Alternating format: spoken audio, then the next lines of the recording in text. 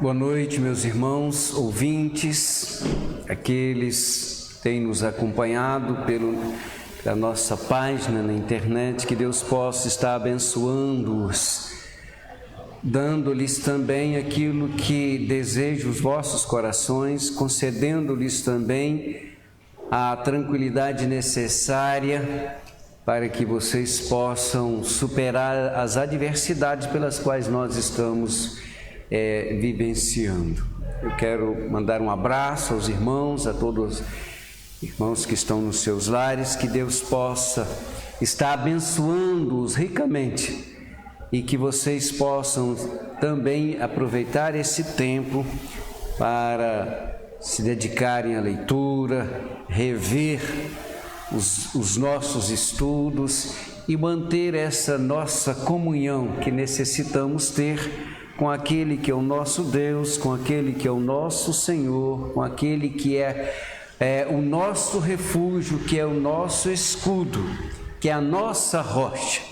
A palavra de Deus diz que quando os nossos pés estão sobre a rocha, firmados na rocha, então estamos seguros, tranquilos, abrigados nele, que nos dá a vitória. Meus queridos, eu quero convidar você que nos acompanha a abrir a sua Bíblia na carta de Paulo a Tito, no capítulo 3. Eu quero ler apenas o verso de número 7. Tito, capítulo 3, verso de número 7. Quero fazer uma recomendação, os irmãos, se tiverem a oportunidade, que leia essa carta de Paulo a Tito, a epístola de Paulo a Tito. Ela só tem 3 capítulos, é uma página da Bíblia, então fácil para ler. Durante essa semana possam lê-la, meditar nela e tirar os ensinamentos que ela nos traz a respeito daquilo que é a nossa comunhão com o nosso Deus e também o exercício da nossa fé diária no seu nome. Tito 3, verso 7 diz-nos assim: para que, sendo justificados pela sua graça, fôssemos feitos herdeiros segundo a esperança da vida eterna. Eu quero repetir esse verso. Quero que você também, que está no seu lar, repita. Leia novamente, pensando nisso para a sua própria vida. Diz assim: para que, sendo justificados pela sua graça, fôssemos feitos herdeiros segundo a esperança da vida eterna. Amém? Amém. Vamos orar. Pai, nós agradecemos a Ti pelas nossas vidas. Agradecemos a Ti por mais uma semana que Tu nos deste, ó Deus, guardando-nos, protegendo-nos, livrando-nos de todos os males. Pai eterno, abençoe os Teus servos, acampe os Teus anjos ao redor deles, proteja-os onde estiverem, nos lares, se porventura alguns estão no trabalho, que Tu possa estar abençoando-os também. Pai Santo, nos dê o entendimento da Tua palavra e que a mesma ache guarida em nossos corações. Essa é a nossa oração no nome santo do Senhor Jesus, que é o nosso Deus, que é o nosso escudo, que é o nosso rochedo, que é o nosso abrigo seguro. Em nome de Jesus, amém. Para que, sendo justificados, meus queridos, nós que conhecemos a palavra, que tivemos essa revelação do Espírito a respeito das verdades santas, sabemos que Deus nos outorgou o direito à vida eterna.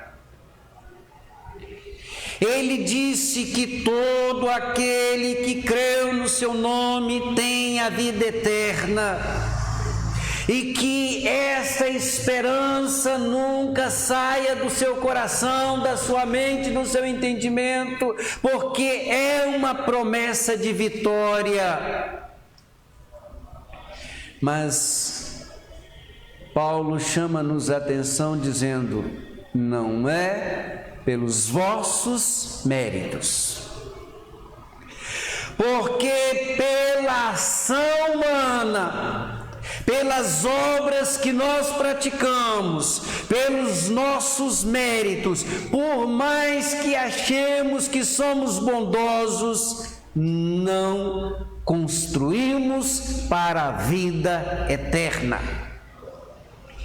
Somos justificados pela graça divina, pela misericórdia divina. Por isso que o apóstolo, escrevendo aos Gálatas, diz: vós sois salvos pela graça, por meio da fé, não vem de vós mesmo, é dom de Deus. Então você, eu, por maior que seja o ser humano, ele não é capaz de produzir o resgate da sua alma. Somos justificados em Cristo e por Cristo.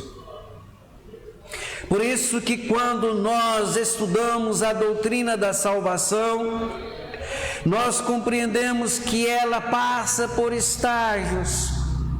O estágio do encontro com Cristo, da pessoa reconhecer Cristo como seu Senhor, aquilo que a palavra nos ensina, que nós devemos olhar para o Calvário, nós devemos olhar para a cruz, nós devemos crer nela, embora as pessoas não compreendam o seu poder, não compreendam a sua ação e acham que pregar o Evangelho exaltando a morte de Cristo, o sacrifício de Cristo, é uma loucura. O apóstolo diz: aprove a Deus salvar o ser humano pela loucura da cruz.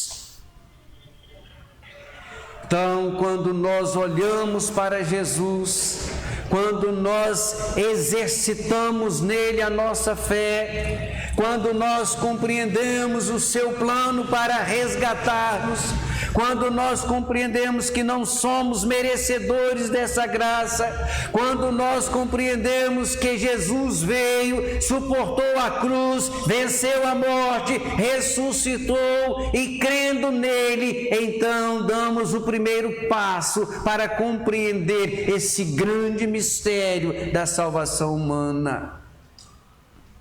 Então, o primeiro ato é você confessar-se diante do Senhor, crendo nele. Paulo chama-nos a atenção para a justificação. Meus queridos, justificação é o ato de Jesus dar a sua vida por nós. Porque a palavra diz que todos pecaram, foram destituídos da graça, foram lançados na condenação eterna, mas Deus nos justifica por amor a nós, pela grandeza do seu amor, pela grandeza da sua misericórdia, e somos justificados nele, mas não merecemos.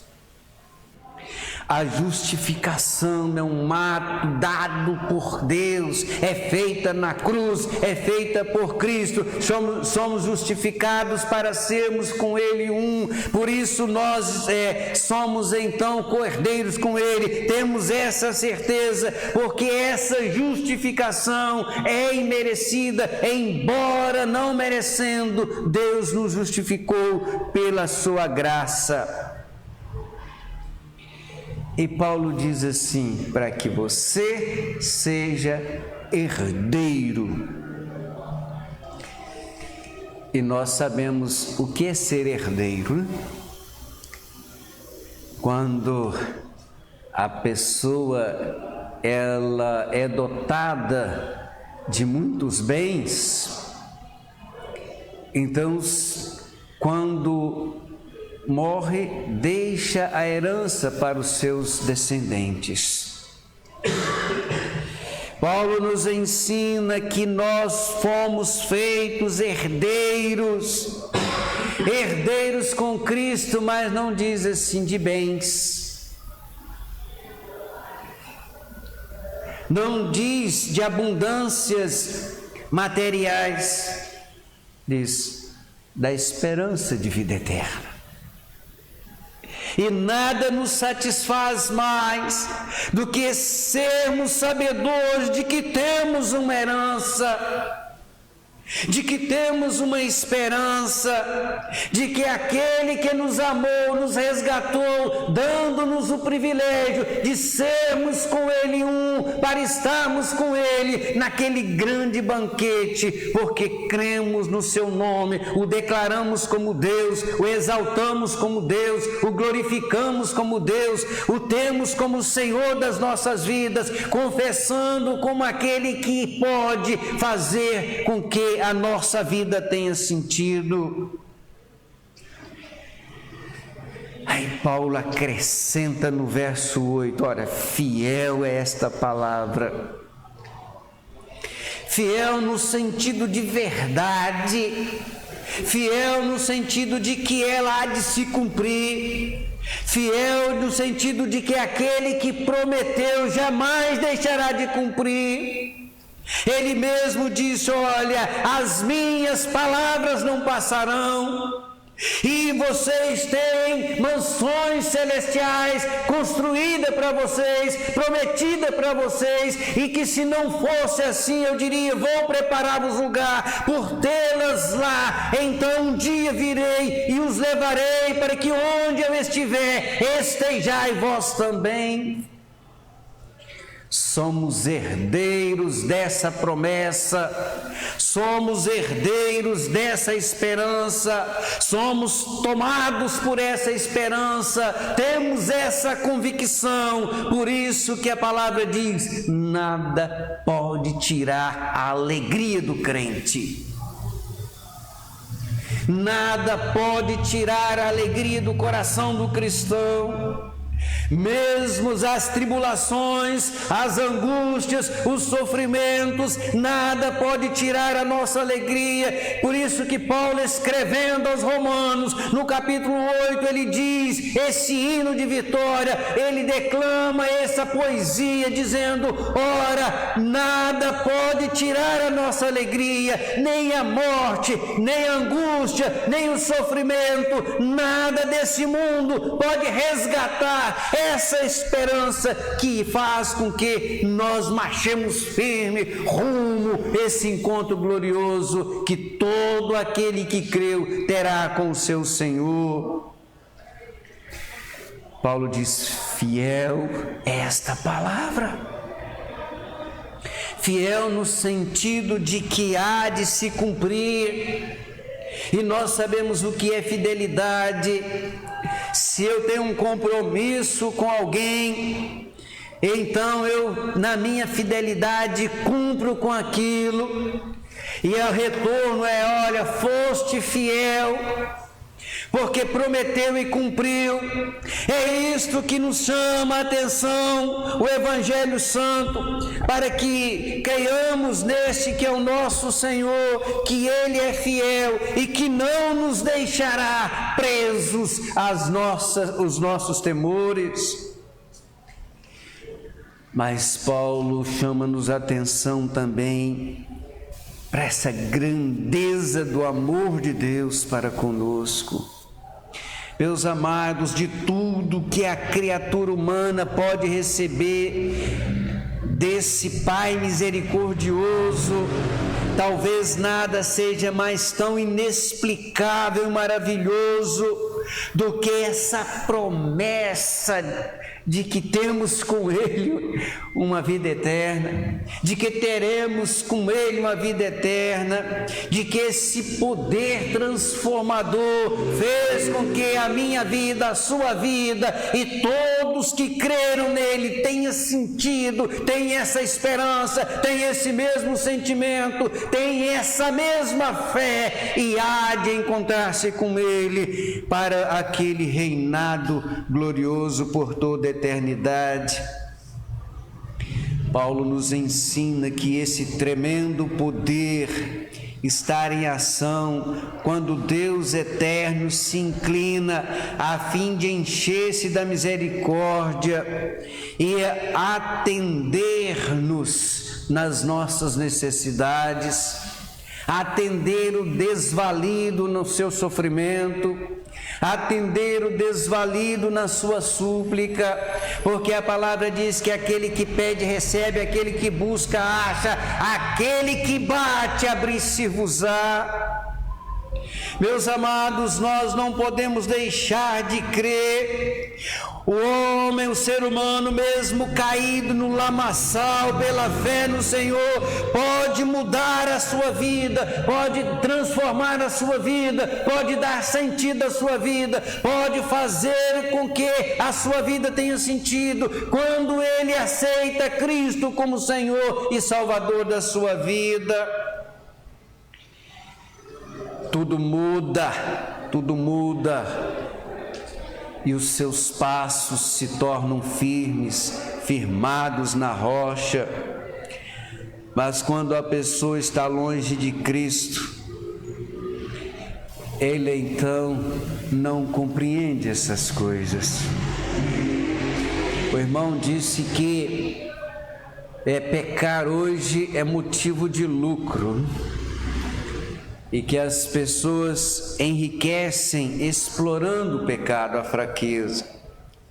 Mas essa é uma realidade. Quando a pessoa está longe de Cristo, quando a pessoa está longe do Evangelho, ela é desobediente à vontade de Deus, ela não preocupa com as coisas espirituais, ela não preocupa com a vida futura, ela não preocupa com aquilo que nos promete a palavra, de que um dia Deus vai julgar esse mundo e vai separar os crentes dos não crentes, os fiéis dos infiéis, os justos dos injustos, e terá recompensa para os justos e condenação para os injustos.